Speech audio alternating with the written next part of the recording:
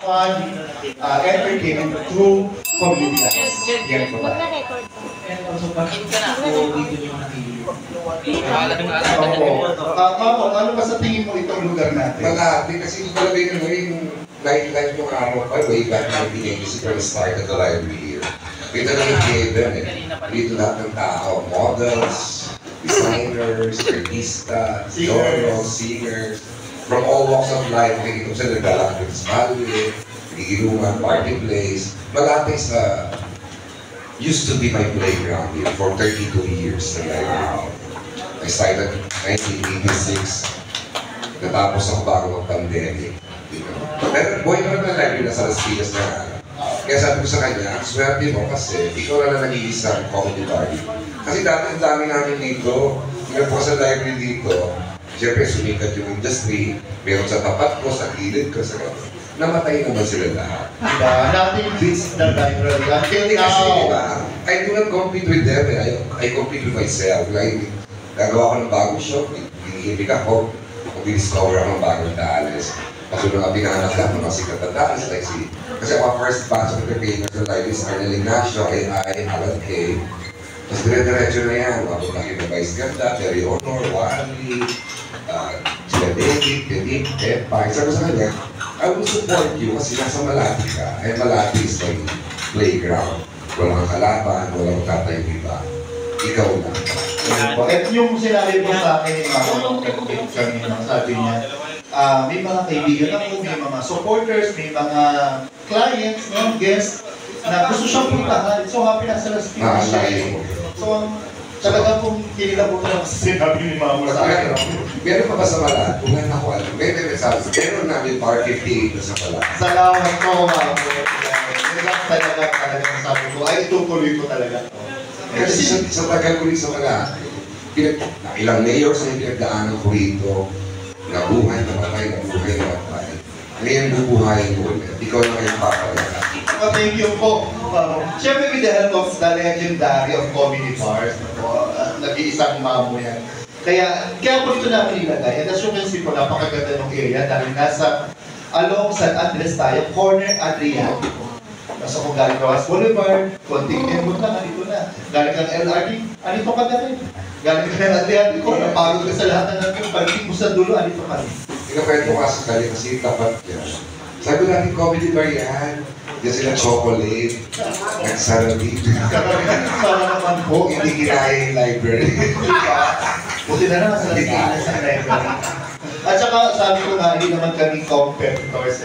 Kasi kami po ay talaga hands down kami sa library. At maraming salamat kasi Mamo po ay nag-offer din sa amin na pwedeng hiralin ang talents, pwedeng galing dito, and kami super welcome kami. Kailangan natin talaga maging masaya, dami na sa buhay. Pumunta kayo ng Bar 58, mag-relax po tayo. Tumawa tayo, magkantahan tayo. We love you, Mamo! Question ko ay kay Mamo. Since from the time po na nag-start kayo ng library, tapos nagkaroon pa ng punchline, laugh line, ngayon may Vice Comedy. Ano yung nakita niyong pagbabago? Paano nag-evolve ang entertainment scene? Mahirap ng araw when we started kasi mas maliit pa rin ang stage namin, Metro Quadrado, tapos isa na ang host, tapos stand-up comedy talaga, monologue. Nagsusulat ako ng script every night para i-present yun sa weekends. Kaya nagustuhan ng mga tao, kaya nag-brand kaming comedy bar. Kasi when you open the library, ang bala ko na talaga is a bar where you can read books while waiting for your orders. Ano yung concept? Pakit-pakit tayo. Wala pa kasi ma-startups ng araw, di ba? Tapos marami akong collection ng libro. Kasi ang theater, Bulwagan Pipala, I tried once. Kasi Arnel Ignacio is also from UP, mahilig din. So, sumulot ako sa monologue. First monologue, I wrote this about yung politika. Kasi nung tayo ngayon 1980s, kanta ko talaga sa revolution. Diba, during that time, bawal ang politics, bawal ang tinry ko lang, naghihilit ko sa tao. Tapos sunod ko, kumawa na script about sex, about it. Nagustuhan din nila, so ibig sabihin, nagkaroon na siya, yung evolve na talaga siya from there. Tapos ngayon, na-discover ka naman yung talents, yung freedom, talents na willing experiment and mag-explore. Kasi dumami na dumami sila, naging industrial siya. And I'm very thankful kasi nakita ko yung product ng pinag-umpisa ko from the small stage, ngayon ang laki-laki niya.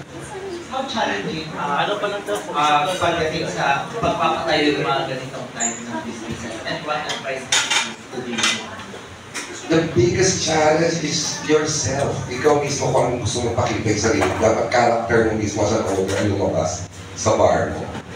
Yun importante. Dapat crowd, tatanggapin nila yan kasi i-offer magandang service, kakatawa yung performers, everything. Yun ang secret.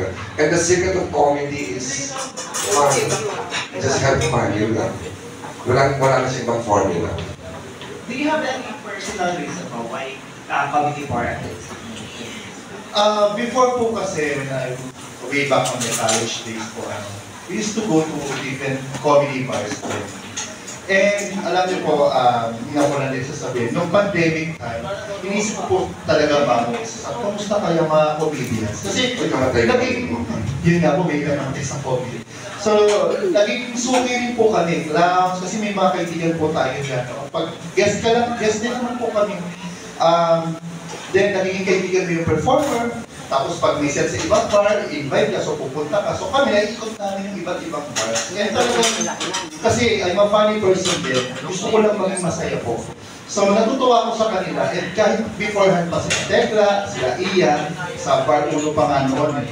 Kami na Or baklaan. Hindi po kasi malapit sa amin. Pero mas masaya doon. Kasi kami nakatira. Masaya rin doon sila. Sila Ian. Opo, yun. So, hindi pa sila sa kung time na yun. So, natutuwa naman kami. So, sabi ko, sana someday, kung papalalim, magkaroon. Sabi ko nga kay Orca, yung isang host namin dito.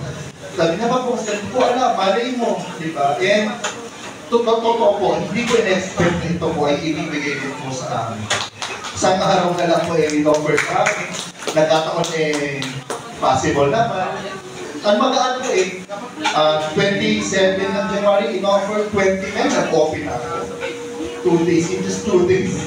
No, namin siya. Hanggang naka-isang buwan na po kami, and now we are on our grand opening na po.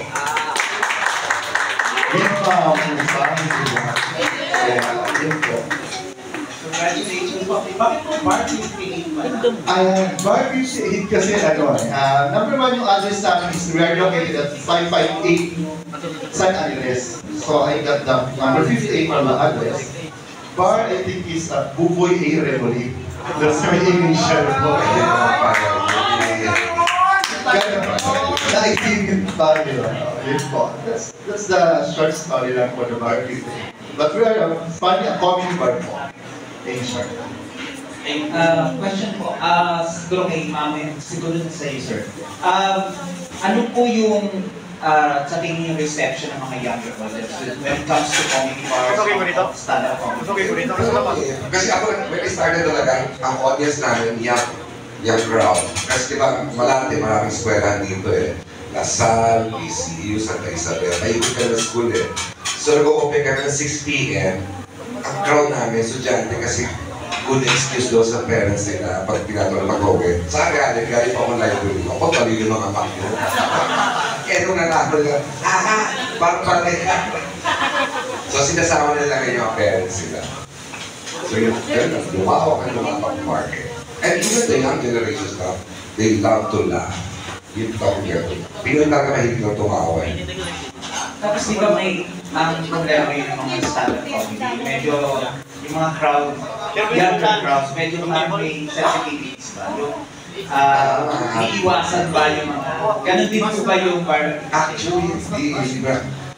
Sa umpisa lang naman yun pero kikiliti mo na yung audience. Kasi kung natakot ako nung araw sa gano'n, walang comedy bar, di ba? Di ba yung gano'n talk about politics, gano'n talk about sex, gano'n talk about religion. Pag-uusapan natin. Yes. Tsaka po ang mga comedians naman, especially mga prime-time artists natin, they know how to get involved with those younger generation. One time, last Wednesday, nandito yung mga crowd, sobrang tuwa nila kay Osa. Si Osa po will be one of our prime-time artists every Wednesday, ilang party day.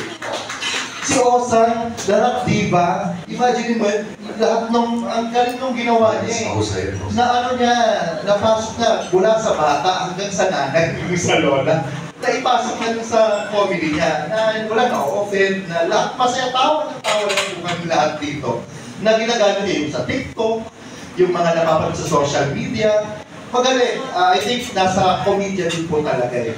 Yung para ma-penetrate natin yung iba't ibang characters po na coaches. Then speaking of that, kasi sa library we offer workshops. Libre yun para sa mga bagong komedyan. Kung gusto mo talaga gawing career, i-attend the work. Alam mo, taas yan eh. Attend ka isang post career. I-attend the workshop, medyo mahirap yun. Pero marami ka natutunan. Kasi lahat ng sila dumaan doon eh. May naalam dito mga sila sa workshop. Lahat yan, sila 15, sila 20, lahat ng mga workshop. Hindi naman sila yung pinanakagad na nakapawagan. Siyempre may training pa rin yan. Diba? Kasi performing is an art. Perfection is a must. Congratulations, Mom. Thank you. Thank you.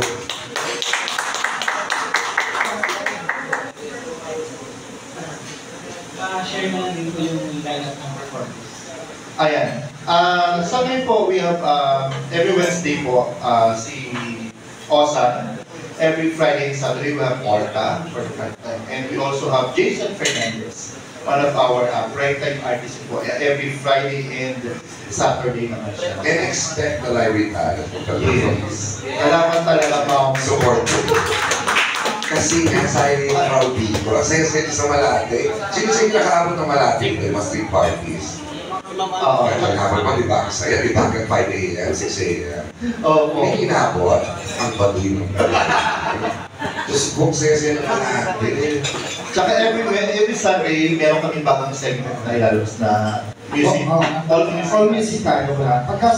Parang tayo ka sa comedy pag Sunday. We, naman po ito, KDR Music Talents. Bago may tanong ko sa inyo, meron pa ba kayong ginagagawang comedy act sa ngayon? Meron pa. Marami pa. Marami pa rin. I have a show. Pa-vlog na rin. Niripit na yun yung hashtag poking namin ni Poco. Ni Chad Kimis and Poo sa Music Museum. Kailan po yan? May 23 and 24. Repeat na to eh. From February tapos nila sa Dubai. Repeat na yun. Dadali sa US. Para naman sa Pinoy community na sabihin sa comedy. Congratulations kay Ma'am. Thank you. Saan ang galing? Okay, sige. Kung wala nang question, siguro sa ako. Meron pa bang question? Okay, message mo lang sa ating... Opo. Ayan, alam ko muna, acknowledge mo natin isa nating artist, Jason Fernandez. Thank you so much, Jason. From the beginning talaga support po sa amin yan. And expect more artists po. Kasi nung nalaman po nila na Jason Fernandez ay isa sa aming performer, so may ilan na rin pong interesado. Hindi ko na napapangkitin yung mga pangalan nila. Soon na lang makita rin, ay performer na rin doon si ganitong artist. So nakakatuwa lang po na hindi lang po comedians ang mga interesado mag-perform sa stage po ng Bar 58, but we also have those singers, talagang mga musicians na makikita nyo po ito soon sa mga susunod na mga araw. So, maraming salamat po sa pagpunta ngayon sa mga vloggers natin, mga content creator. Maraming salamat po. Ngayon pa lang po. Tumatanong na kami na po tagalog sa inyo. Welcome po kayo. Lagi ko sinasabi sa mga talents namin, gawin yung tahanan. Yun din po, even sa mga guests, siguro kaya isa kahit dalawang lang yan sa lahat, ang tumatagal na hanggang mag-uumag kasi nag-i-enjoy lang din naman sila. Na para lang wala sila, para nasa bahay lang din, may kakwentuhan, may katawanan. So yun po ang Bar 58, yung nating tahanan natin. Bakit din natin mga vloggers mamaya? Message mo naman or advice mo naman kay Derek Buboy mo para sa kanyang Bar 58? Ako, lang, believe yourself, at saka huwag kang susuko. Masuporta kami dito sa iyo. Okay, mag-open na tayo siguro. Pag hindi mo yung nilakasan, tatay mo lang. Sarili na po tayo. Kalabas pa kami lahat, boy. Opo, magandang table lang tayo. Palakpakan po naman natin ng Bar 58. So, yung magsubukan po kayo ng pag-open, magkakatbusin. Mag-report catbusin pa ako. Pwede po tayo siguro mag-ano para makita na mga picture po natin. And pagkatapos ko, pagpasok ko, start na kayo ng program. Thank you. Basol mo na dito.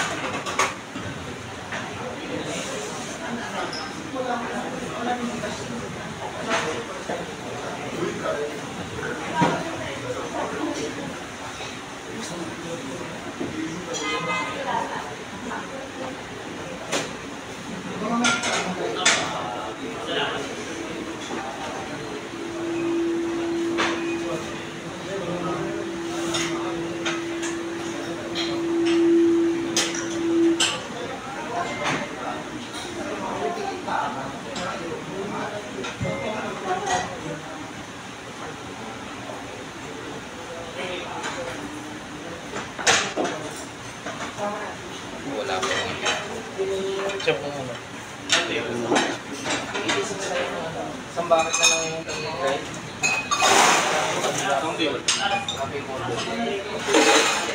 Baby one.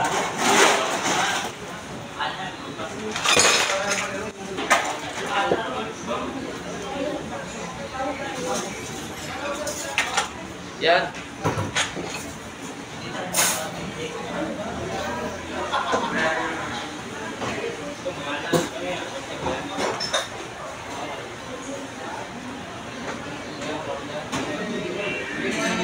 Mo ako may play Si Alex na lang ba ako?